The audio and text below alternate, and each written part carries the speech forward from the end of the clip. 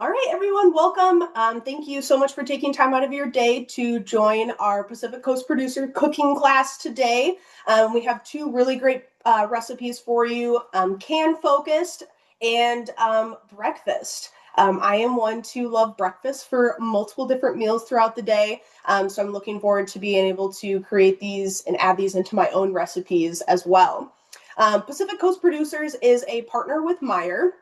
They do all of our canned tomatoes, pears, peaches, and our fruit cocktails. So when you go into the can section and you see your Meyer brand of these canned goods, our Pacific Coast producer partner is the one who produces all of these for us. So they have been really great partners for our Nutrition by Meyer team, just being able to sponsor some of our cooking classes so that we can talk about their products and ways that we can use cans to make delicious and nutritious meals. So thank you again all for joining today. I want to start first with our peaches and cream baked oatmeal recipe. With this recipe, we are using the canned peaches. On here, you'll see that I chose the no sugar option. But when you look at the nutrition label on this one, the ingredients include the peaches, the water, and then also a component called sucralose. And also when you see on this nutrition label that it's packaged with pear and peach juice. So when we purchase any of these canned fruit items, just to have the most nutritious option, try to choose the ones that are packaged in the actual fruit juice. When we purchase the ones that are packaged in the syrup, those ones can be really great for like our sweet treats, you know, when we're wanting to have those special options. But for this one, we kind of want to be mindful of the sugar content of them. Try to choose those ones that are in the 100% fruit juice, just to kind of make sure that we can keep that sugar content a little bit more under control. So to get started with this recipe, we have an 8x8 baking pan. I've already sprayed it and greased it so that we're ready to go. I've got my oven preheated to 350 degrees. So the first thing that we're going to do is have our peaches lay on the bottom. And for this one, I am going to just rinse the peaches off a little bit just to kind of take some of that sugar off, because we're also going to be adding in some syrup, a little bit of vanilla, and then some cinnamon too, so that we're still going to get that sweet component in there, but just so I have a little bit more control of how sweet it's actually going to be, especially because this is going to be something that we hopefully will be eating in the morning. I don't want to have something too sweet. But with this recipe too, there's going to be a lot of fiber in it, which is going to be a great nutritional component to have in the morning for breakfast. Because what fiber does for us is once we consume it, it takes a little bit longer for our body to digest because of those fibrous components of it. And so we'll find fiber in the peaches and in the oats in this recipe. And because they take a little bit longer to digest, those carbohydrates that are what fiber is more slowly absorbed into our bloodstream so that we're not having those really high glucose spikes and then kind of those crashes after we have what we call simple carbs or simple sugars. So with this fiber component, it's going to be really great so that we still can have a sweet breakfast in the morning, but that fiber piece is going to be able to keep that glucose spike low, but also sustain us throughout the day because it's going to take a little bit longer for our body to digest and run through the rest of our system. So I'm going to rinse these off really quick, and then we'll line the bottom of our sheet.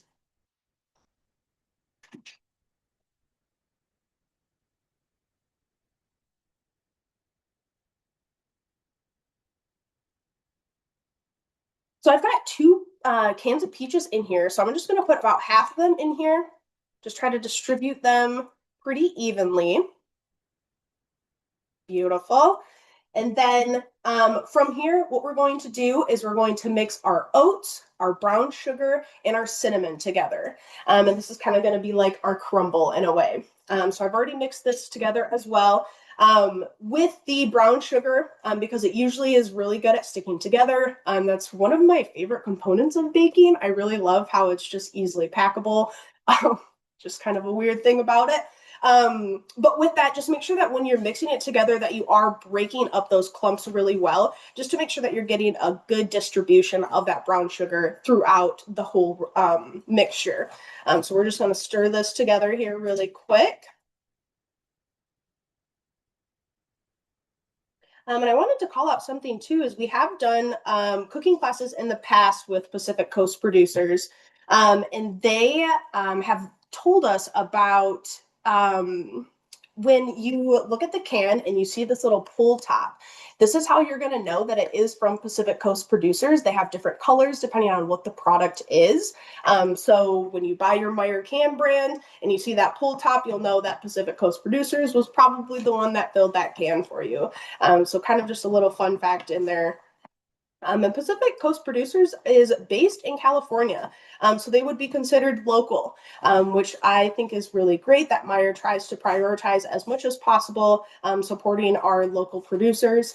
So just kind of a call out there too. Okay, so we've got this all mixed up, well distributed. And then we're going to add in our milk, our beaten egg, our vanilla, and mix that into this as well. Also with our milk, which is going to be the cream part of our peaches and cream today. So I've got my beaten egg here. I'm going to add this in here.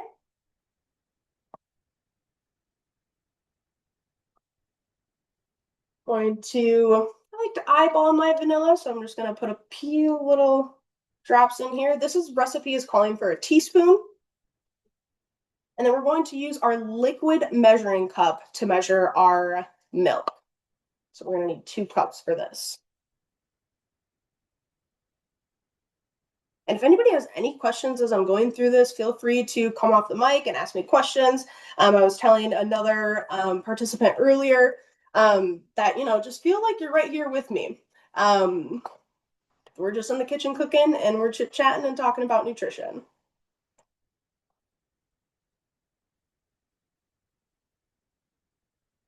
Okay, so we've got that all set. And we're just going to mix this up really well.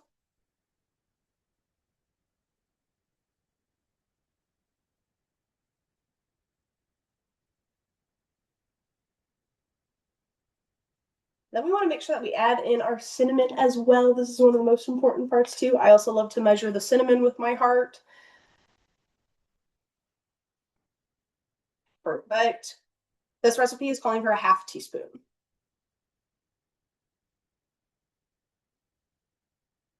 Okay. And then once we have this mixed up, we're just going to add it right into our baking sheet or our baking pan.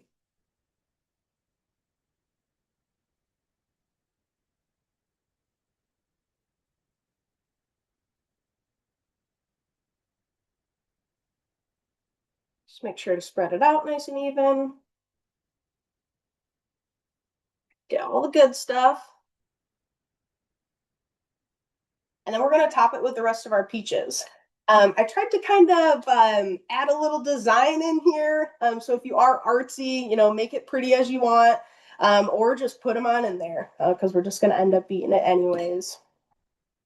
So I'm going to add these peaches on top. Some other things that you could add to this too to make it your own is you could add some nuts. You could add some other types of fruit in here too, just to add some more flavors and colors. So feel free to make this however you would like. All right, got that in there. And then I'm going to add just a little bit more cinnamon on the top for a little bit of pretty. Beautiful. And then this will go into the oven and bake for about 35 to 40 minutes. And it should set pretty well so that when you cut into it, that you're going to get a nice, like almost like a piece of cake. It's going to be nice and square. It's going to hold together well. So that's the kind of texture that we're hoping for. So I'm going to set this aside.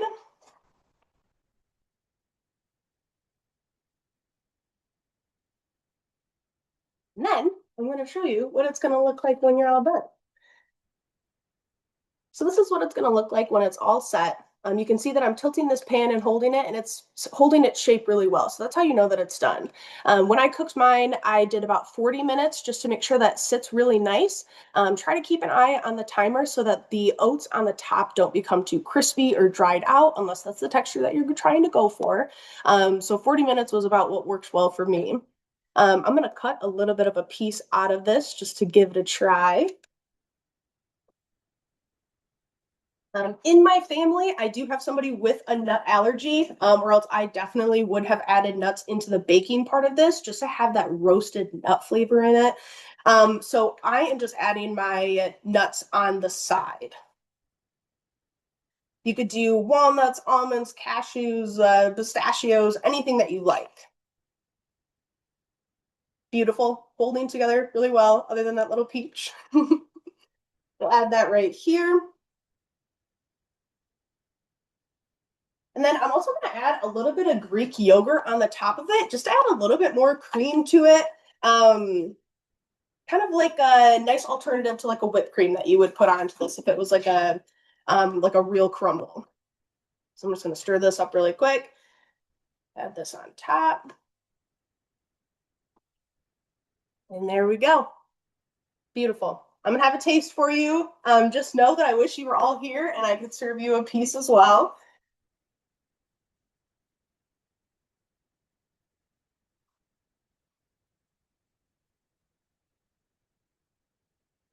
This has a really great flavor and a really good texture. I've always loved oatmeal, but especially in the morning when I'm trying to get ready for work or, running out of the door, things like that. It's not always convenient, even just to take the 5 minutes that I need to, put the milk with the oats and my fruit and the nuts and everything into the microwave to get ready to go for the day. With this pan, we're able to have it for hopefully the whole week so that we can just cut a piece out, warm it up if we like, and then run out of the door. So I think that this is a really great option as something that you can prep for the week just to have for breakfast. It's kind of a time-old saying that breakfast is the most important meal of the day, but it really is true. We've got to fuel our day. We've got to get some nutrition in so that when we get to wherever we're going or, that we're able to have the fuel that we need to be our best self that day. And this recipe is providing that. The peaches are going to give us some vitamin A, which is going to be good for our skin health, our immunity. It's also going to have some potassium, which is good for our heart health because potassium helps regulate our blood pressure. We're also going to have some vitamin C in those peaches as well, which of course is good for our immunity. And as the seasons are changing and we're kind of going from this cold to hopefully spring soon, we want to, do our best to get those vitamin C components in there as well. And once we start moving over to our breakfast burrito, you'll see that we are going to have eggs as the component of that. And eggs are a really good source of iron, and the peaches have that vitamin C. And vitamin C and iron are pals when it comes to helping for absorption. They like to work together to be able to best absorb that iron. So even just kind of having these together is a really great pairing too. So I'm going to set this aside so that we can start moving into our breakfast burrito. But if anybody has any questions or anything like that, feel free to ask. All right, we're going to get the stovetop going so that we can start cooking our pork. What I'm doing for this pork is I'm actually going to cut it in half. So the recipe is calling for a pound of pork, but I'm going to use a half a pound and then make up the rest of it with a can of beans. The reason that I'm doing this is for a couple of reasons. Of course, the nutritional component of it, because our beans are also going to be another great source of iron. They're going to have that fiber in there, which is going to help kind of carry us through the day, making sure that we stay full for as long as possible until our next meal or snack. Great for sustainability reasons, adding more plant foods into our diet, but also for budget reasons too. As we kind of see the prices of meat increase, our beans, I got this can of beans for 99 cents. So I'm able to save that other half of the pork for another recipe later on, and kind of stretch it out as best as I'm able to. So just wanted to add this little alteration in there as a learning point for anybody else who would be interested in doing this. And, let me know if you have any questions or if this is something that ends up working for you in your kitchen. So we've got the pork cooking right now. I can hear it sizzling. I'm going to add this can of beans in here. And with ground pork, it's kind of like beef. So pork can be pink depending on how you want to cook it. But for this recipe, we are trying to fully cook it. So we're going to cook it till it's about browned.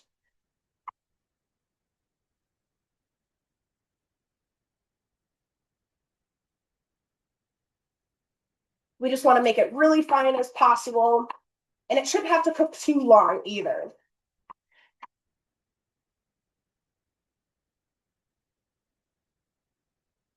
While that continues to cook, I did pre-cook my eggs for this recipe. And I really love eggs as a protein source, especially for breakfast because they do cook so quickly. These eggs took me like nothing but 5 minutes, so I think that that's fantastic. With these, I just had my beaten eggs, added the pepper, the salt, and then my chives in there as well. So you can see them right here. So those are ready to go.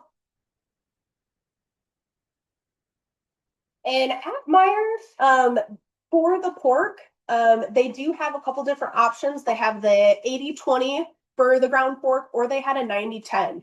Today, I chose the 90-10 just to have a little bit more of a leaner pork option. But whichever one works best for you. The in meat, there are two different types of fats. Well, there are two different types of fats. There are saturated and unsaturated fats.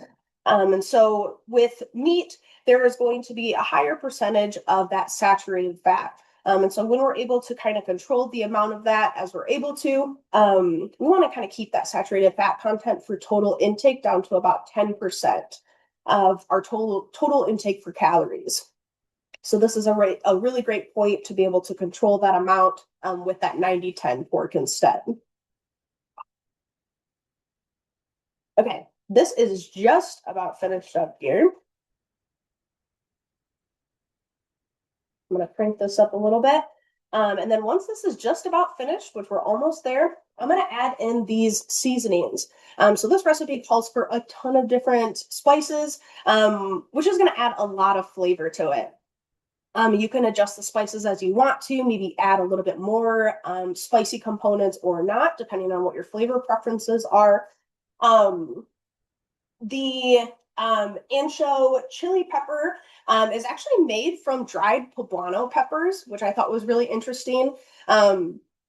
Spices are such a small component of the recipes that we make, but they really have a lot of nutritional benefits to them as well because they are oftentimes made from dried peppers, or like the paprika that's in here is made from dried bell peppers.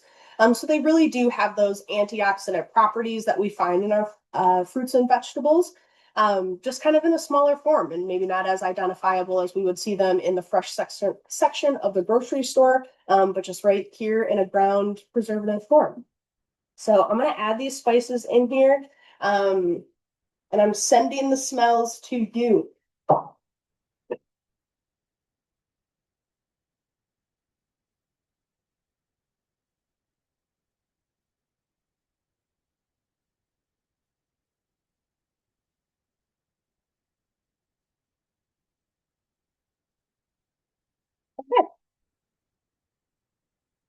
So this pork is pretty ground and about browned right now. So I'm going to finish this up here.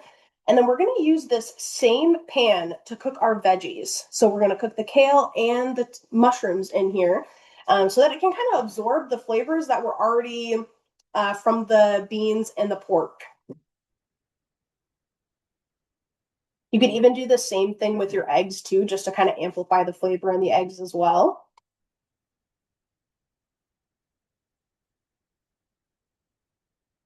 Okay, I'm going to switch this into another container.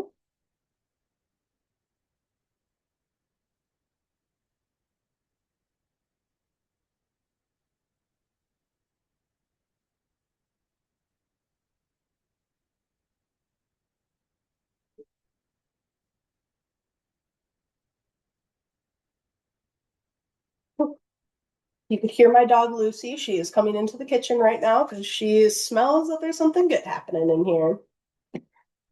Okay. I'm going to add just a little oil to this pan. I'm going to add in kale. Excuse me. This recipe is calling for 2 cups of kale and 2 cups of the mushrooms. I'm just going to measure here with my hearth.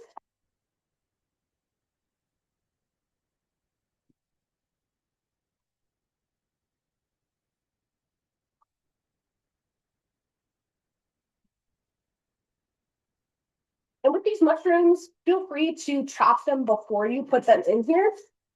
But I also like mushrooms because they do break apart really easily. So I can just use my spatula to be able to break them up a little bit.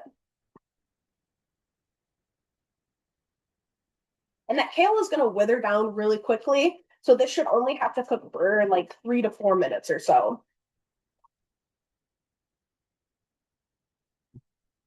Kale is also going to be another great source of fiber along with the mushrooms. Um, with the kale, as you prep it, once you chop it, you want to be able to massage it a little bit. Kale kind of has a little bit of a bitter taste. So to get rid of that bitter taste before we consume it, we want to massage it just to kind of break that up a little bit to mild out that flavor.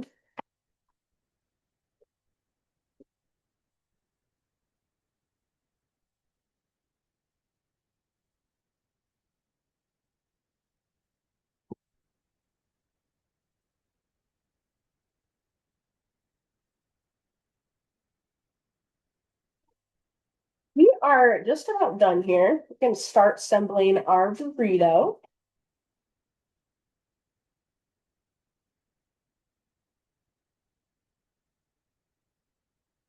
So I have my tortilla.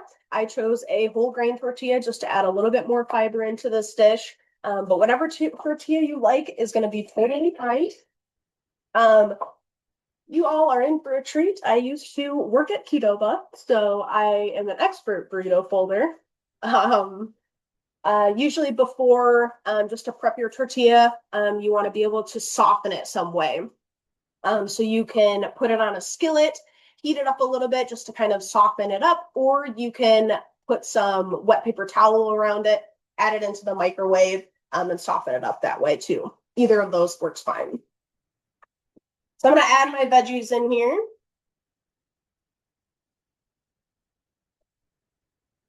And I'm going to try to pack this burrito just a little bit lighter, just for the reheating purposes. Um, so if you are prepping these to be able to store them so that you can have them as a meal prep option, just kind of be mindful of how much you're filling it just for the reheating. As some suggestions for time and temperature, in the oven, I would suggest around 375 or 350, and then cooking it for about 15 to 20 minutes. You might have to test it out just depending on what your oven is like, how much you fill it, things like that to see what the best temperature is going to be. But that would kind of be a rough estimate for you. So we've got the veggies in there. We've got our eggs. I'm going to add my pork in here too with our beans. And then I'm going to top it off with the fire roasted diced tomatoes. When we did our last cooking class with Pacific Coast producers, we had a gal named Olivia on, and she loved these. She had this at her wedding. It is a fantastic salsa. Just as another suggestion for ways that you could use this is building your own salsa. So it has that fire roasted flavor. The tomatoes are already chopped up really nicely. You could add a cilantro and some onions and just be able to create this as a nice base for a salsa.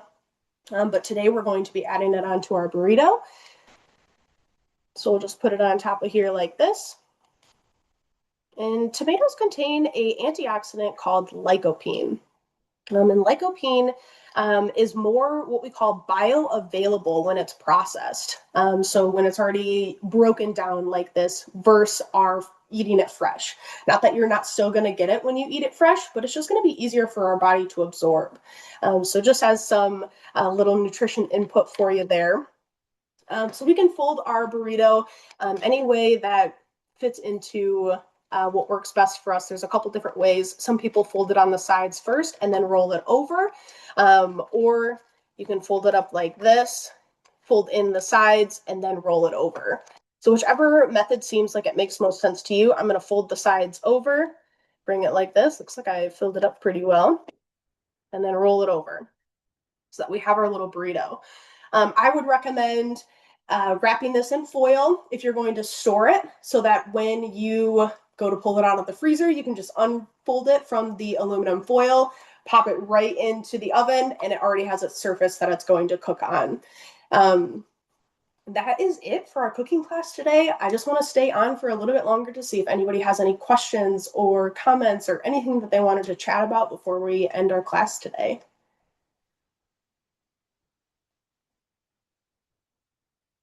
Wonderful. Well, I also wanted to call out that we do have some sponsored mini sessions going on right now. Thank you, everybody, for the claps. I appreciate it. We are doing sponsored 20-minute mini sessions with a dietitian for the current month right now, and then into March and April as well.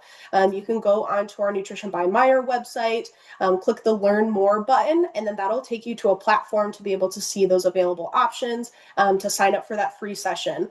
If you have any trouble signing up, feel free to reach out, send me an email, or use the contact information at the bottom of the Nutrition by Meyer page. But just wanted to thank you all again for joining the call. I hope you have a really great rest of your day and are able to try these recipes and enjoy them. Thanks again, guys. Have a good day.